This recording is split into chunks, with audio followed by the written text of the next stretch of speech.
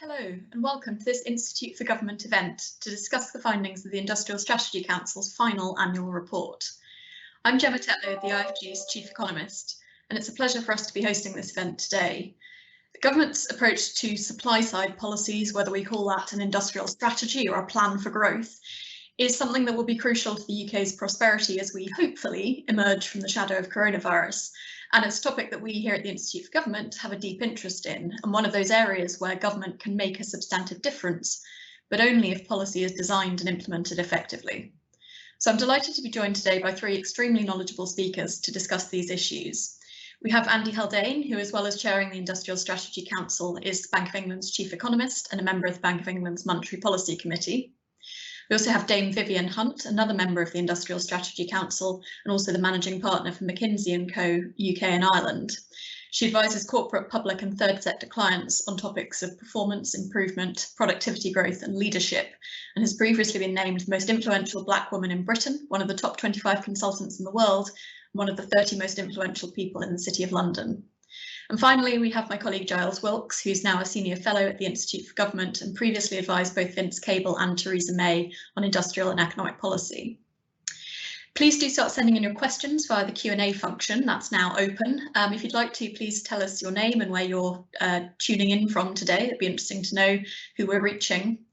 We will be live tweeting this event from @IFG events using the hashtag IFG Economy. So please do follow and tweet along. Today's event is on the record and we will be posting video and sound recording of this event on our website within 24 hours. So without further ado, let me hand over to Andy for a brief précis of today's reports. Well, Gemma, thank you for that kind introduction. And thank you also to the Institute for Government for hosting us again this year. An afternoon to everyone on the call.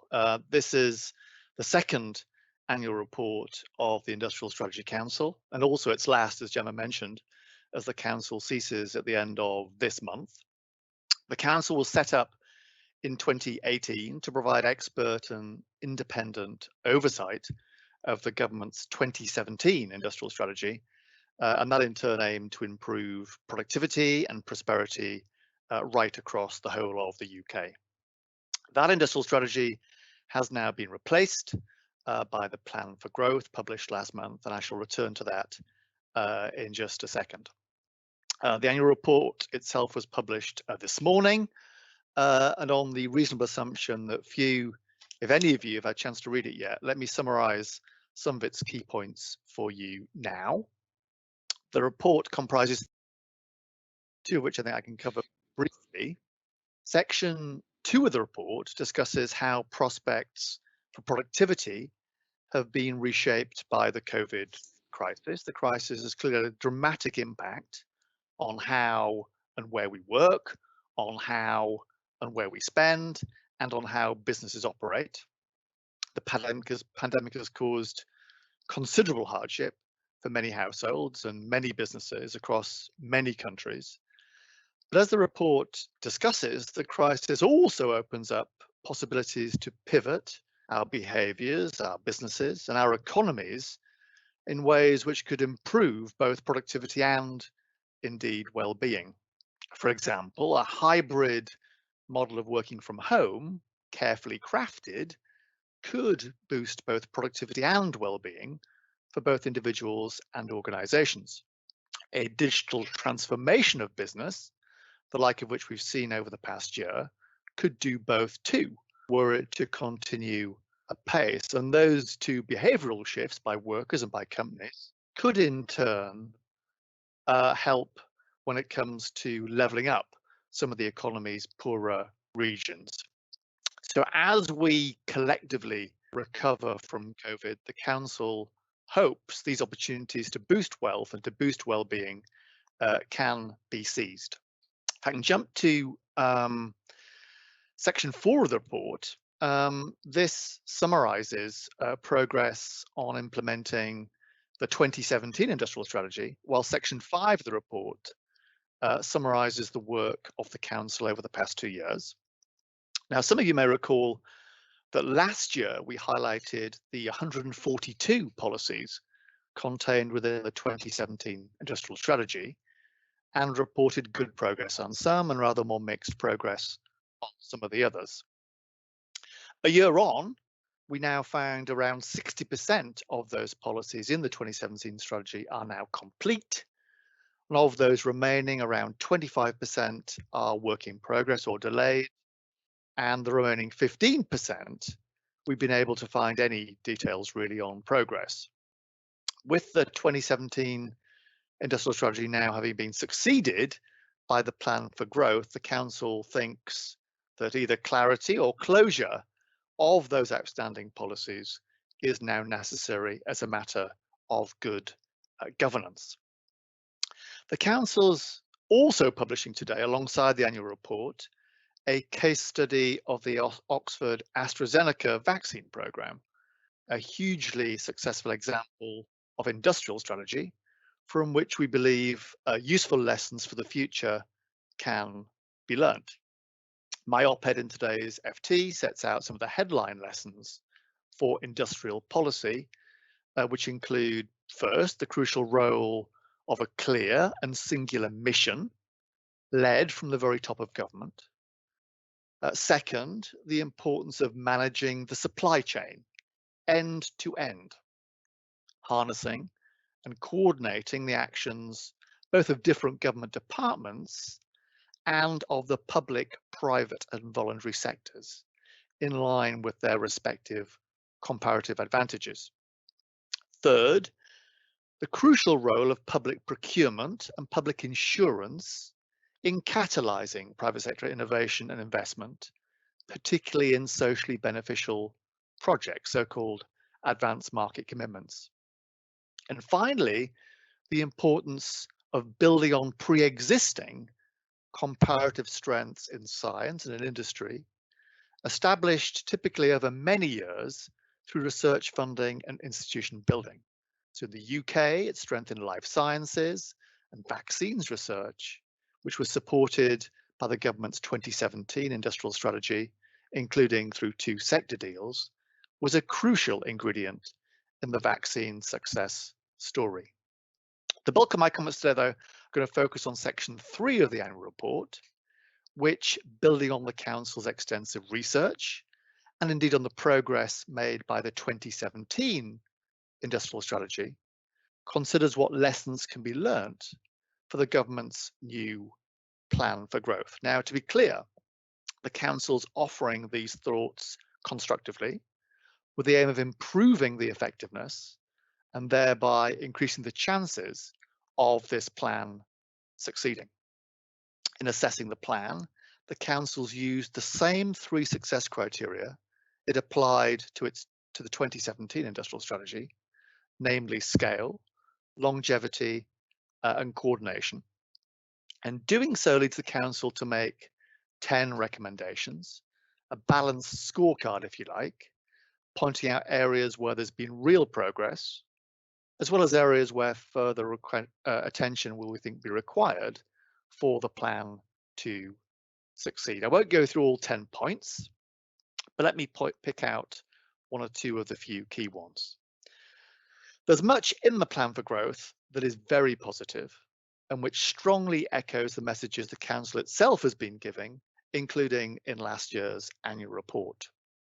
Those positives include, first, the importance of a clear, costed and large-scale strategy for improving the UK's infrastructure, a strategy independently overseen by the National Infrastructure Commission. Second, the focus on developing skills, and within that, the greater emphasis placed on vocational skills and on lifelong learning, both of which have been highlighted by the council previously as crucial for future growth.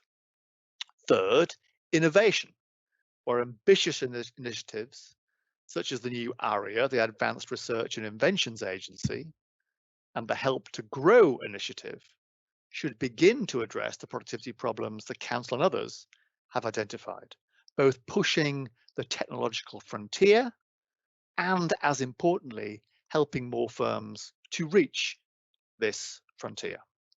Fourth and finally, net zero, where through its 10-point plan, the government has made significant progress over the past year in fleshing out its roadmap to this most vital of destinations.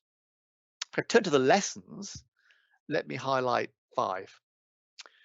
First, last year the Council criticised the 2017 industrial strategy for spreading itself too thinly across 142 separate initiatives. At the last count, the plan for growth contained around 180 policies, and that includes 14 proposals to develop a follow-up strategy, which may itself contain further initiatives. The Council believes this degree of jam spreading is not a recipe for prioritisation, scale, and success, and based on past experience, these it thinks are essential ingredients for that success. Second, the plan for growth focuses on the 3 pillars of infrastructure, skills, and innovation, and that's welcome, as these are well-known necessary conditions for growth. But it's also well established, empirically and historically, that they are not sufficient ones. And that's why in its own evaluation work, the Council drew on a wider set of capitals, including natural capital and social capital and institutional capital. And the Council recommends that the plan for growth might also seek to widen its sights to recognise these wider and key drivers of productivity and wider criteria for success.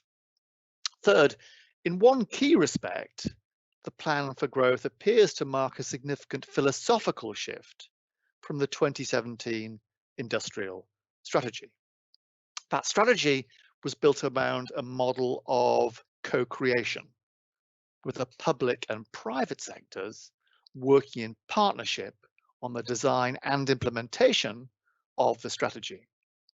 One example here was the local industrial strategies developed by local enterprise partnerships and mayoral combined authorities in partnership with government, drawing on local knowledge and drawing on local skills. The same was true of the so-called sector deals, which involved co-creation between business and government to help crowd in private financing and private investment. And a third topical example of success through public-private partnership was, of course, that Oxford AstraZeneca vaccine program. The plan for growth is silent on local industrial strategies and indeed on sector deals as well. And the Council thinks to maximise its chances of success, that co-creation model needs greater emphasis and prominence in the development of the plan for growth, drawing in that expertise from business and from local actors. Fourth, and building on that, it's welcome that the government has made levelling up a centrepiece of the plan for growth. And welcome too are the new funding vehicles for left behind cities and towns, including through the new infrastructure bank. But based on experience, UK and internationally, centrally distributed funding pots are unlikely by themselves to be an effective or lasting solution to the levelling up problem. The best laid plans are those laid locally and which build a broad base of foundations, including investment, education, skills, and culture. That requires local institutions, and it requires them to have the holy trinity of powers, monies, and people. The plan for growth contains too little, we believe, to secure those local foundations and to develop those local institutions. Put simply, you don't level up from the top down. Rather, you level up from the bottom up. The forthcoming white paper on devolution offers an early opportunity to begin that process. And overall, the Council believes a comprehensive reorientation of the government's levelling up strategy will be needed to make a lasting success of this crucial objective. Fifth and finally, the Achilles heel of UK supply side policy since at least the Second World War has been their lack of longevity. The UK now has its second long-term supply side plan in 4 years and its 4th business secretary in 2 years.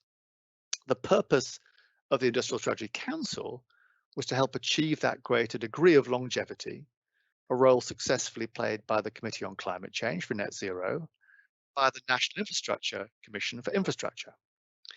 With the demise of the Council from the end of this month, and given the even greater importance of these supply-side policies which Gemma mentioned, the Council believes the case for an expert independent body playing an evaluative role is stronger than ever. Indeed, ideally, this independent body should be set in statute, making it less susceptible to ministerial whim. Let me just end by thanking members of the Council, including, of course, Vivian, importantly, their incredible support over the past 2.5 years, for the brilliant staff working for the Council, led by Gavin Wallace.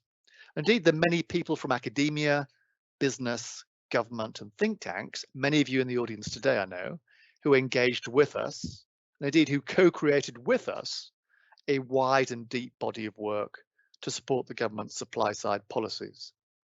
I hope that body of work from the Council, which is listed in the report and which will remain on our website long after we've departed, will leave a large and lasting legacy for those involved in designing and implementing effective supply side policies, which I'm sure we can all agree have never been more badly needed than now. Gemma, with that, let me pass the floor back to you, to Vivian and to Giles. Thank you. Thank you very much, Andy, for that very helpful overview. Vivian, I'd like to come to you next. What are your main takeaways from this latest publication from the Industrial Strategy Council? Thank you, Gemma and Andy, for your remarks and introductions. And Andy, your leadership of the Council really has been exemplary, both in the standard of the analysis and work that you've led and that Gavin and the team have delivered, but also in the independence that it's represented. And you've summarized the position well, and look forward to getting questions and reactions. On behalf of the broader Council, we still have a mindset of practical application, both challenging and evaluating the industrial strategy as it was, but also applying that same slide rule to the plan for growth. And from a perspective of across industry, I would highlight 3 points. First and foremost is the many initiatives that are in place working towards productive growth for the UK need to be quickly joined to the plan for growth. You could easily see in the 142 initiatives that were pre-existing in the previous plan, combined with the 180 that are listed in the plan for growth recently published, the complexity already reveals itself. And so I think there is a coordinating mechanism to link with the industrial groups, the trade organizations, leading companies, trade associations. There are a lot of natural collaborators in the business ecosystem as well as the public sphere that could join to quickly simplify and coordinate these efforts. The LEP programs, the local economic plans, are probably one of the biggest examples where so much effort has gone in locally to thinking about what's right for growth, with and informed by local players. We don't want that put to the side or left behind, and I think we'll see evidence of that in the plan comments on devolution that Andy mentioned, but is just really important to pick up from where we are and not have a sense that we're starting from zero. The issues are simply too substantial to drive economic growth and get the right quality growth for our domestic and international relevance. Second, I think from a very practical application, we've talked about 3 important long-term criteria: scale, longevity, and coordination across public, private, and third sector skills.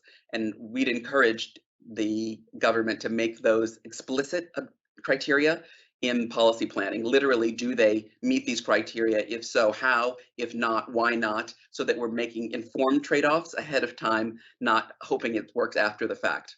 There are 3 powerful enablers in the plan for growth that are new, or let me say presented at an even higher level of priority. First is, of course, around leveling up, or if you will, inclusive growth more broadly. Secondly is, of course, greener and a more effective environmental response, but also, of course, more productive as well. And global, that it informs and helps Britain's global competitiveness in addition to the local impacts. And those are important because we've got to build back from the current crisis, but also maintain or ideally improve our international competitiveness, and keeping an eye on what's healthy locally for your business, for us nationally, but also where we're going to have relative competitive advantage, I think could involve all 6 of those criteria: scale, longevity, and coordination.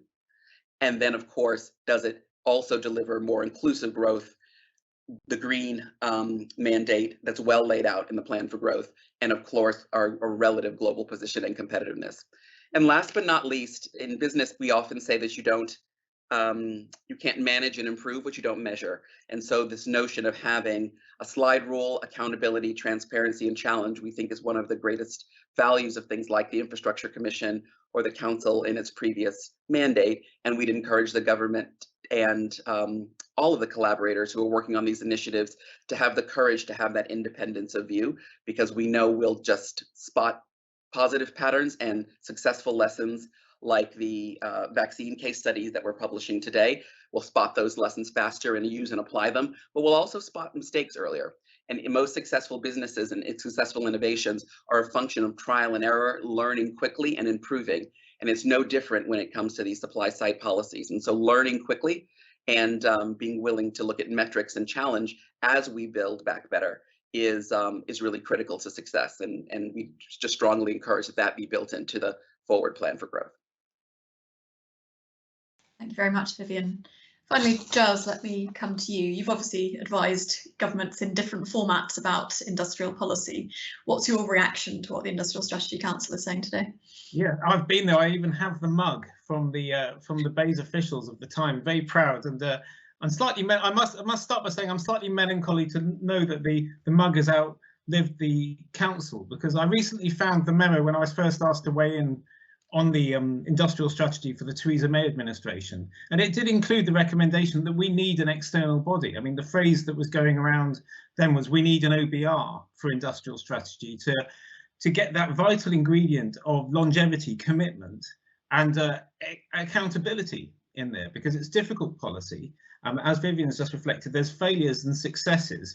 Politicians are very bad at both of those, and you need someone who can adjudicate these things and help you, tell you whether you're going right or wrong, who's going to be impartial and somewhat politically impervious. So I do think that if the government is not going to proceed with the council, as the council itself has put in one of those recommendations, it needs something that can achieve the same thing. But otherwise, my comments, I think this is a fantastic report that anyone who's interested in industrial strategy should read. And it reflects some of the questions that I've grappled with, including writing for the Institute for Government. I mean, number one, for me, one of the most difficult ones is objectives.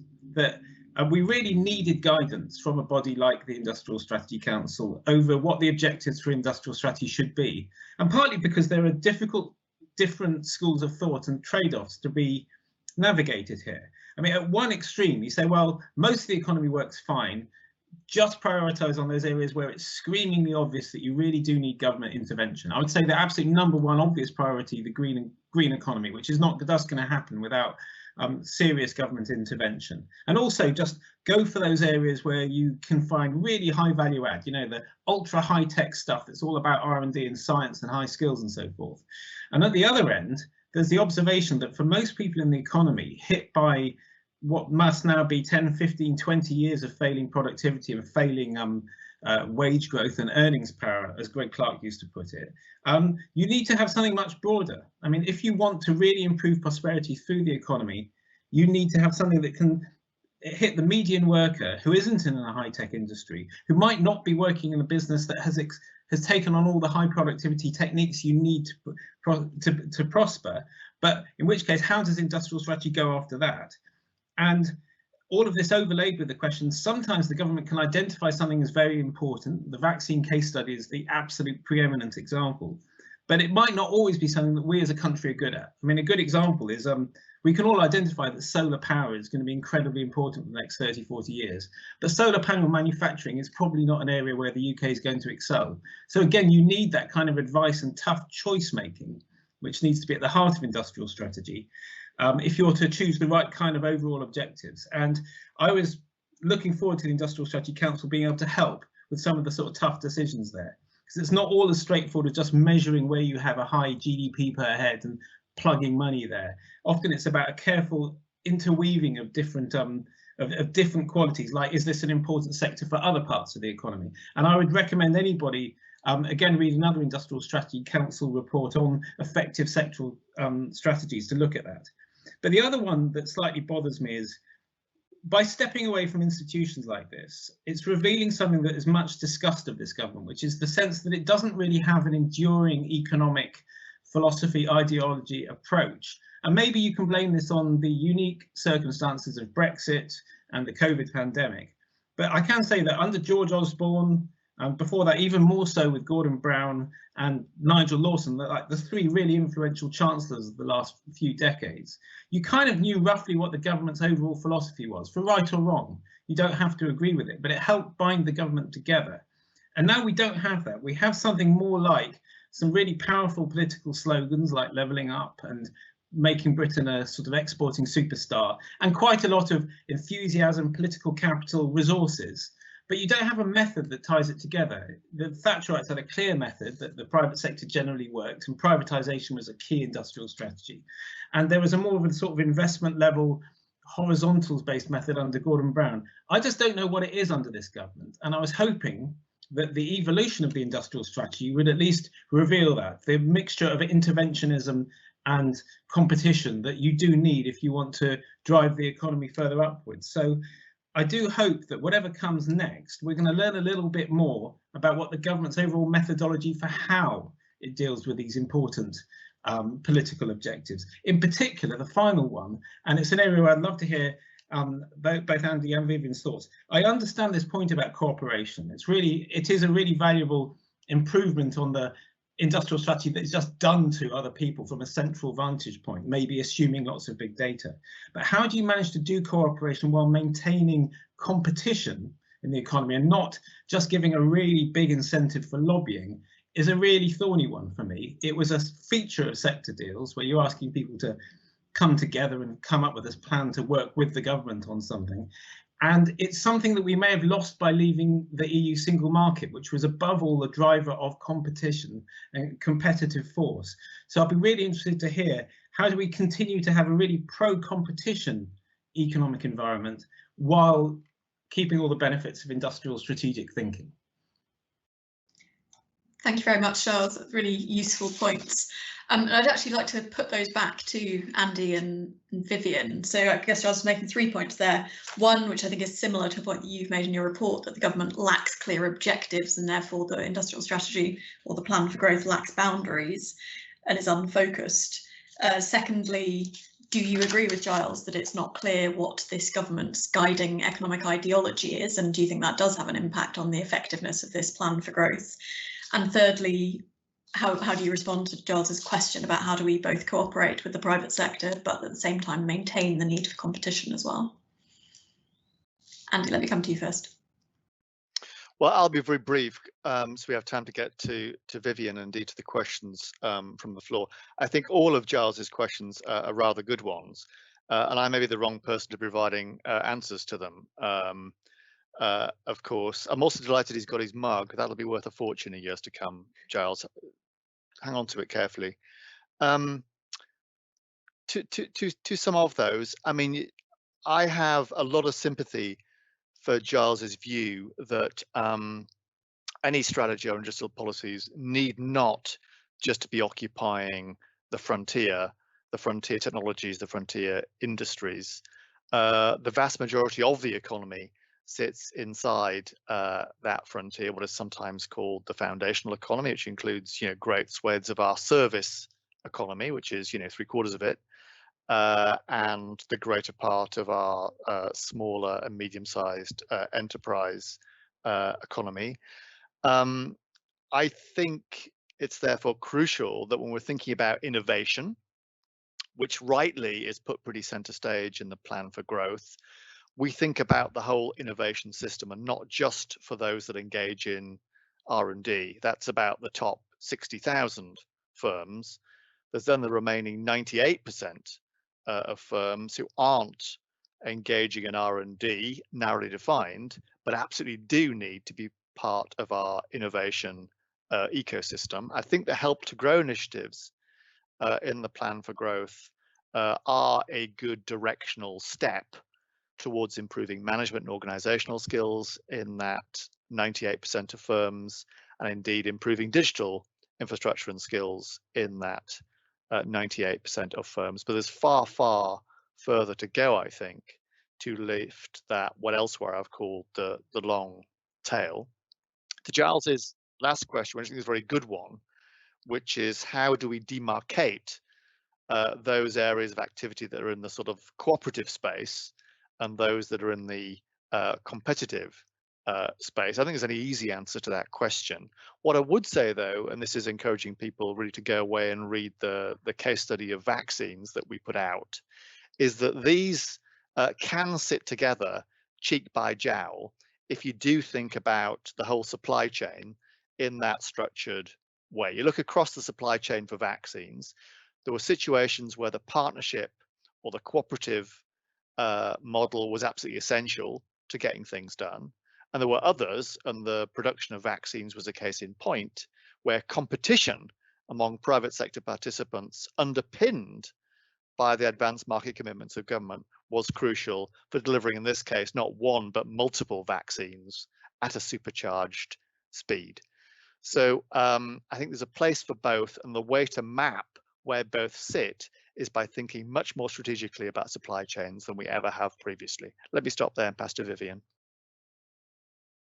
Well, as always, Giles, you've got a tough critique, but I think there are some green shoots. First on this issue of does it have objectives? In some senses, the lateral horizontal investments, which you do see reflected in, re-energizing human capital and skills, which is the highest priority and the clearest I've seen in this agenda, the innovation and the lateral horizontal platform technologies that underpin that in different industries, and infrastructure, which by their definition are long cycle, medium and long-term capital investments. They require platform horizontal investments, many of which, when you go back in their origins, again, healthcare is a clear example where many of them have public money in research and academic innovation, but across many sectors in technology, healthcare, services, there's innovations are brought to market in different ways. So my point is we're trying to do both things, is I think what you'd hope we are able to accomplish here is have more clarity of the right quality investments on the horizontal platforms, some of which will require partnership and government enablement, but then a heck of a lot of competition and innovation by industrial grouping and or location. And we have to be able to manage an asymmetry. It's not all industry or all location or all technology. It's going to be a complex playing board, but we're going to know what the top 2 or 3 things are. And when you look at some of the, let's say on a 5 or 10 year basis, successful job creation plans, the Canada Growth Plan, which is in its 4th or 5th year, the Obama job creation plan, which had about 6 years to run, there are a number of markers that were doing both of those things. Some long-term investments, including things that the public don't naturally have access to or necessarily understand. For example, the satellite network is something that's quite important to invest in now, but that's not very daily or hitting people's households. And so I think the challenge and opportunity is how can you do both of those things? Make the clear horizontal platform investments, and the net zero plan is probably the strongest articulation of that, and also have the agility and application that your sector leaders, your businesses, your towns can tell you what they need locally or what they need specifically for their business. The second thing is I think we are particularly publishing and highlighting the multivariate success that's shown in the research, development, scaling, distribution, and trust built around the vaccine case examples, because it's got features of all of these markers. But there are many other examples. If you look at electrification and their scale-ups in many supply chains, if you look at food waste, if you look at consumable waste, there's lots of scenarios where doing the right thing, say for the environmental outcomes or outcome that you want to drive, or in long-term projects, overlaps 100% with opportunities for companies and good competition within that. So I think it's a little bit of a false choice, Giles, to say that we can't have big strategic platform investments that help the UK win disproportionately relative to anyone else in the world, and really healthy competition across companies and even regions sometimes to go after that growth. So I don't think it's always either or. And what we've got to do now is quickly reconcile those two things. You know, not go back 2 or 3 years. We are at a foundational moment, literally a once in a generation or potentially once in a century moment in terms of the cumulative challenges facing the global, but the UK economy on a health, economic, social fabric, and operational basis. So we have to hope that the plan for growth is able to combine both the horizontal approaches you described, as well as the sector-specific competition in broader places, of course, across the country. Thank you both. For those who aren't deeply into the weeds of all the many supply-side policies that the government has at the moment, what's each of your take on whether the replacement of the industrial strategy with a plan for growth is this largely a marketing exercise, or is this a really substantive change? I suppose perhaps break that down between, are we changing the objectives, are we changing the underlying theory of how we can achieve those objectives, are the policies changing, or is this mostly a rebranding exercise? Vivian, let me come to you first. Well, I'm certainly not a branding expert, but what I would say is I think where the plan for growth is helpful is that it tries to simplify around 3 to 6 vectors that hopefully we can all stay focused on over time. You know, innovation, particularly if it's fueled by, infrastructure, particularly if it's fueled by a broad range of definitions of infrastructure. So, you know, I of course think of big physical projects and roadways, but in the infrastructure that's probably most critical is our digital and technological infrastructure, infrastructure at household and firm level, as well as at sector level. So infrastructure described broadly, not just shovel-ready projects or the old definition of it. What infrastructure are the investments we need for competitiveness going forward? Skills, it's receiving high visibility and priority. It's always an enabler, but as Andy indicated, particularly with the many platform-based and services-led advantages that the UK has, really upskilling people who are in work today and making our workforce more agile across our economy and globally is one of the most important competitive advantages we have. And you see that in the higher education sector, same as you see it in the green agenda and the net zero plans. So there's lots of ways in which not only our ability to have a higher skill level and find innovations, but also reskill our population and deploy that in strategic sectors. And then finally, innovation.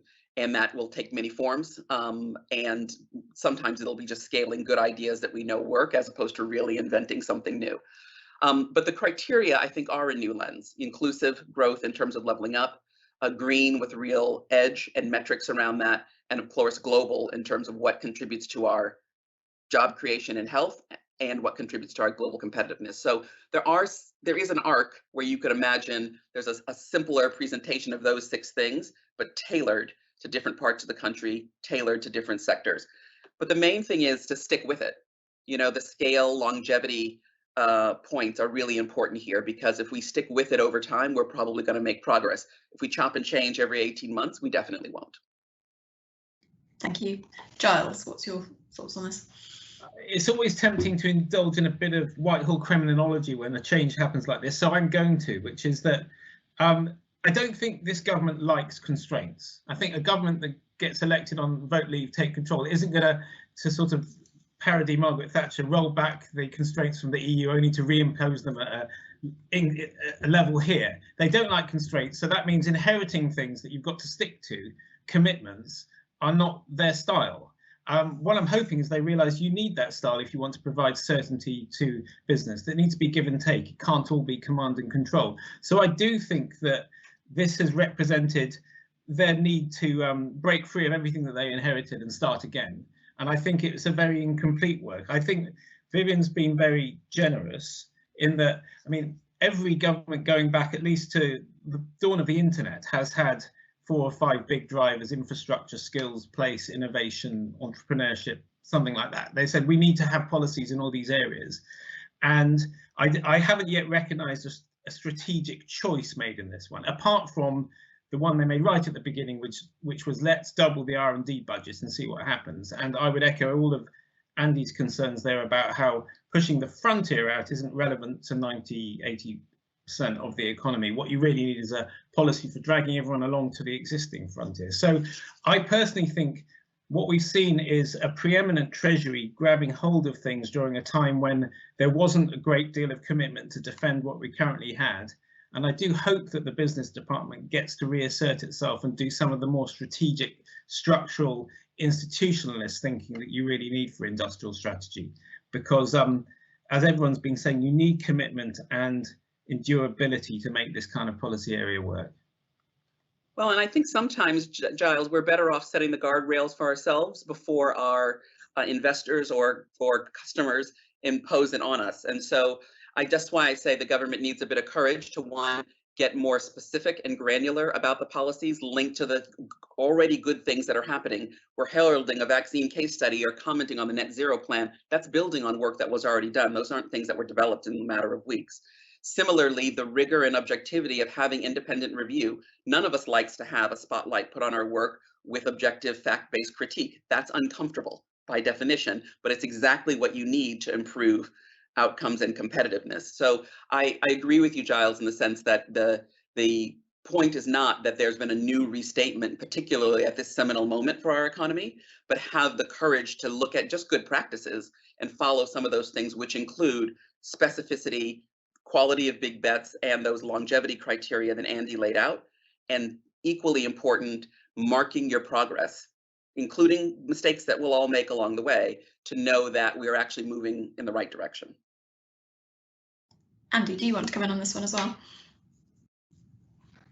Well, I think Vivian and Giles have made the points very adequately. Let me just add very briefly. I mean, it's clear that in terms of the ends of the plan for growth and the industrial strategy, that they are common.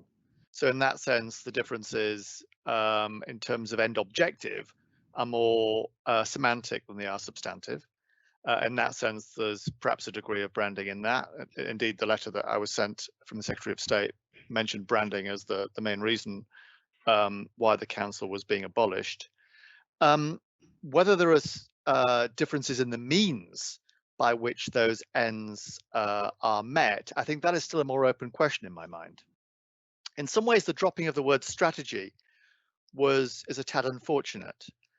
Because that suggests that you have more than just a list of policies. You've given thought to how those policies interconnect to create a preferred ecosystem for innovation, skills, and ultimately productivity and growth. There's a genuine open question about how the moving parts of the plan for growth fit together into something that could be called a strategy.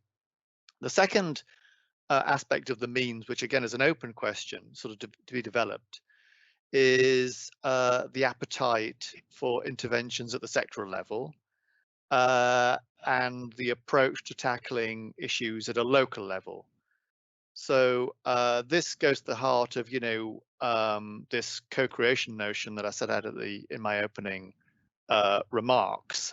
Is UK PLC going to be in the business of putting together interventions, sectoral interventions of either a strategic or a defensive nature, the like of which we know are relatively common in other countries around the world and have indeed been pursued with a degree of success? That's a genuinely open question. And what will be the role of local actors, local institutions, local governments, local LEPs in drawing up, formulating and implementing the plan for levelling up? Those are both open questions. The Council's research and indeed others' experience provides relatively clear answers to those questions. What's not clear from the plan for growth is whether those are going to be put in place or not, I think. Thanks, Andy.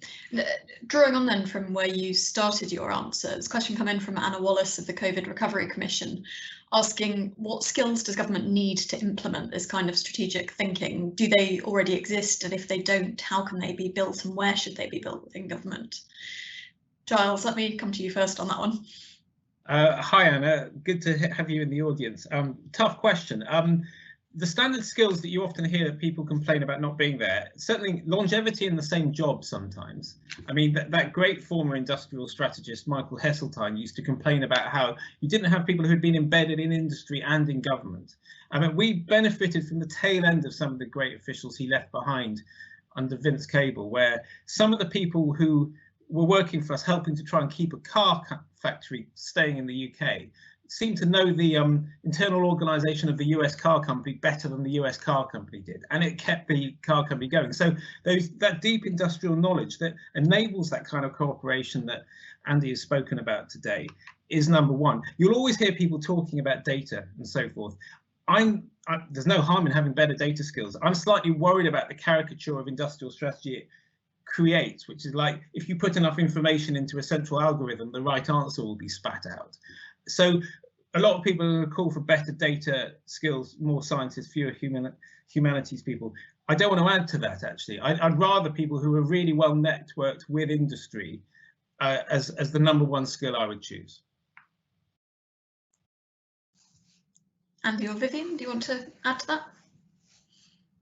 Well, Anna, I think the tip is in the name: collaboration, co-labor, to work together to derive an outcome that ideally neither party or parties in a system could have achieved on their own. And there are some things like climate reduction, net more inclusive growth, geographic as well as household wage basis, that you simply can't solve for as government by itself or as any company or sector by itself. So finding the areas where we know we are better served by collaboration, either because the answer is expensive, complex, the time frame, and as I said, the food waste, electrification, many of the environmental goals, skill diversity in local communities are all really good examples where we have to work together to come up with the right answer, and then secondly, consistently implement it. But I really stress this point about implementation. Once you've made your choice, so let's say strategy is a set of choices. It's not just a set of options, it's priorities and choices. What do you do once you've made a choice? Well, you allocate resources against it. You get the right people behind it. You check and measure whether you're on track. You stay the course, even when the wind blows. And so the skill sets are ones that I think we have, but it's going to be a lot about, once we've made choices, really implementing them consistently across different talent. It's not anything that I think government or the private sector, can do without the other. And the biggest, most positive examples we've seen of that, of the change over time, like the vaccines case study, involve skills from all sides. Go ahead, Andy. I mean, I was going to echo really the points that Giles made. I mentioned that it'd been hard, actually impossible, to track down where 15% of the industrial strategy policies from 2017 had gone. And the reason for that is that there's no one really in the machine that was around when they were put together. And that is, given that, in industrial policy terms, 4 or 5 years is not a great deal of time, really. And that's that lack of institutional knowledge, of experience, I think, does cost us dear when it comes to putting in place tracking and sticking with our knitting when it comes to these policies. And that, I think, is a true right across Whitehall. The other attribute I think that I would like to see more of is, again, this almost goes to my philosophical point from earlier. In this area in particular, where basically it's about providing the framework within which the private sector flourishes, that calls for a reorientation about in how you think about policy. It's not like, monetary policy, where you're doing something to someone in the setting of an interest rate. In this area, it's about doing policy with someone, about understanding their perspectives, learning from their perspectives, and building on their incentives. So, the crucial asset of being able to listen rather than talk, being well networked with those you are co-creating with, knowing business, knowing local players, I think is absolutely crucial. And that is tricky with people who have relatively little experience under their belt. So I think Giles's 2 big points actually go together. Thank you. And his next question is probably mainly aimed at you, so I'll put it to you first. It's come from Alison Hunter, who asks that you mentioned levelling up in poorer areas powered by digital transformation and the scope for more flexible working from home. How do you think that can be achieved when the baseline of performance in those areas in some of these places is so poor? Yeah, thanks, Alison. And that's it's a very good challenge. I mean, the point I was making that I didn't have a chance to elaborate in my opening comments, although section 2 of the report does elaborate on this, is that in a world where more of us can work on a virtual distributed basis, and I mean not just workers, but businesses as well, that does give us that geography becomes somewhat less important than it had previously. Those agglomeration benefits of economies of scale and scope that exist for our super cities become somewhat less powerful, and therefore the scope to revitalize our local towns and less well performing cities is that much greater, provided we handle this in a canny and careful fashion. So that was the kind of thought experiment, really. I'm not sounding the death knell for our cities, far from it. They will still be a magnet for skills in finance and commerce, and are rightly so. But is there the chance, to think about a slightly more even distribution of jobs, where jobs are done and where businesses are located than was the case pre-COVID? That strikes me as relatively more likely. If that is to happen, though, we will have to invest as never previously in both our digital estates and in our digital skills to make a reality of that, but for both workers and organizations. So in that sense, I very much welcome, I think, what is the strongest plank of the plan for growth, which is its investment in infrastructure. But it will require a bit more than that, because what we're really talking about is a change in cultures and a change in behaviors in how we work as workers and how businesses work as organizations. And that is still, I would say, work in train. Thank you. As you have all, I think, pointed out, this is an area of policy that requires long-term thinking. I think nothing happens overnight in this area. And so a question from Keith MacDonald is, how do you get voters and therefore politicians to think long-term and avoid the day-to-day distractions? He asked, do we need better public education on some basics of economics, which I'm sure my answer would always be yes to that. But for Andy and Vivian, is this something that you as the Industrial Strategy Council also thought about, how you engage with the public on these topics and build that understanding of the need for long-termism in this area? Vivian, let me come to you first. Well, I think we've always, with the good work of Gavin and the entire team that Andy led, tried to make it digestible and understandable at a normal business discussion, normal household level. Most people do understand complex topics, but they understand them in simple terms. So when you say our households, I won't say voters particularly, but if you just think about the average family and the average household able to understand these issues, not in dense, complex academic or economic language, but if you talk about a living competitive wage, if you talk about access to a high quality education, if you talk about the number of years or the effort that's required to develop and add to your skill set so that you can go on to do a slightly different job. If you talk about moving to a sustainable level of rent, or God forbid, buying your home so that you begin to build asset wealth in addition to sustainable income, everybody understands that. Wanting your children to have more opportunities than you've had. And so I think what we've got to do, particularly when we link this to local economic strategies, is make some long-term capabilities can build benefits in terms of skills, access, and income, and higher quality jobs at household level. And that common sense translation of supply side policies into what it means at household level is a very valuable test of whether it really makes sense. Thank you. Andy, do you want to add? Yeah, I funnily enough, I think it's easier to make economics every day on this bundle of issues than it is in many other areas of public policy. So if someone asks me in the street, which they rarely do, to be honest, what is industrial strategy all about, Andy? I say basically it's good jobs at a good wage everywhere. That's what it's about.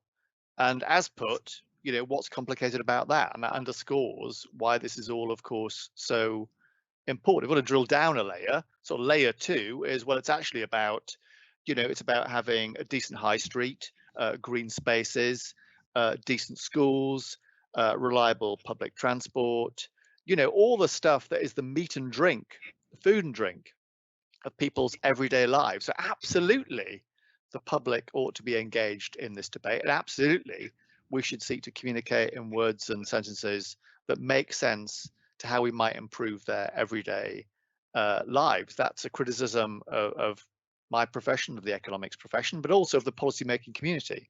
And there's loads more we could have done had we had more time to reach larger parts of the population, because they will absolutely get the importance of this to their everyday lives if we describe it in the right ways. Thank you. Possibly our final question we're going to have time for, and drawing on a question that's come in from Will Lord. I mean, your very interesting second paper today, looking at what we can learn from the Oxford AstraZeneca vaccine example. You make the point that this is a case where there was a clear mission, and that there may be future examples where there is that sort of mission-driven objective where government can mobilise at great scale to have that sort of very effective outcome. So the question really is, the vaccine was an unusual circumstance where we had a very pressing public policy need. Can you think of other examples where that sort of mission-oriented objective might play out again, or how should government decide on what those missions are, where they should really galvanise their efforts and drive down from the top of government to achieve the sort of success that we saw with the vaccine development? Andy, let me come to you first. Yeah, I think you're basically spoilt for choice on this, Gemma. I mean, the real trick is to slim the number of missions, because if you end up with 58 missions or 180 missions, you've probably overshot. So I think in a way the tricky thing is to exert a degree of discipline. But net zero could and perhaps should be thought about in mission-led terms. Levelling up could and perhaps should be thought about in mission led terms. Patho Dasgupta did a review for government a few weeks ago on the importance of natural capital and biodiversity if we are to make good on preserving and protecting our natural capital. That too would be a mission-led type pursuit. You could extend that, to the world of work. We talk in our report about the importance not of having idiosyncratic skill-based policies, but having an overarching labour market strategy for the labour market in all its many and various forms, in the light of the meta-forces of demography and technology and sustainability, but also in the light of COVID, which has thrown up some extra challenges to the markets for jobs. So for me, the tricky thing here is not to think of other examples where this loaves and fishes miracle can be pulled off, but to slim the number of miracles, because certain sure only a limited number can in practice be effectively implemented at any one time. Because it's interesting, perhaps something a little more challenging, and I guess Vivian and Giles, perhaps you can pick up on this. It's something like developing a vaccine for a specific disease. That is a very precise mission that they got behind and delivered. Something like levelling up is a very amorphous concept with multiple different outcomes that you might be aiming at and huge numbers of different policies that might get you towards that objective. So I suppose what I'm asking is, how would you advise government to pick that much more precise mission that they should get behind, if they should, and then deliver it? I've got an answer. I mean, one absolute no-brainer is climate change. The problem all along has been that climate change, if it was like a meteorite that was going to hit us in 2050, we would have organised extremely effectively towards all the steps you need to take. The trouble is it's diffuse, it's got classic coordination problems and free rider problems. Most things outside of war are not like the vaccine development story. But we do, as Andy said, we're spoilt for choice. And the problem is you get a political economy going within Whitehall where everyone wants to be part of the thing. So we created grand challenges under the previous industrial strategy, things that we knew were going to happen that we had to organise for, but none of them were, you better have it done by Christmas, which is the nature of the vaccine challenge. And the problem was stopping everybody saying, hey, I've got a thing, can I have a grand challenge for it? Because you soon have a proliferation, no prioritisation, lesson one from this report. Well, and I also think we misunderstand how the vaccine gets developed. You know, it's on a platform of capabilities that are around a suite of molecules and capabilities, research and R&D that is approaching a wide range of targets, and we were able to focus very quickly within this. It's on a genetic data set and capability that the UK have that is genuinely world leading. It is on a number of development and distribution supply chains, as Andy highlighted earlier, that were pre-existing and as resilient. And all this shock has done is proven to the world how resilient and competitive they are. They existed before the shock came. And although it's not met the same quantum as the COVID impact on our lives and on the economy, it's also delivered, helped to and delivered many other things through adjuvants, Ebola, SARS, MERS. British science has played a huge part in that, both in its creation here in the UK and also in the British talent that works around the world. So the outcome we see in that case study, and it's still ongoing as we speak, is really a function of many capabilities that were able to be coordinated in the right way at this urgent time. Absolutely agree that climate change and net zero is one of those.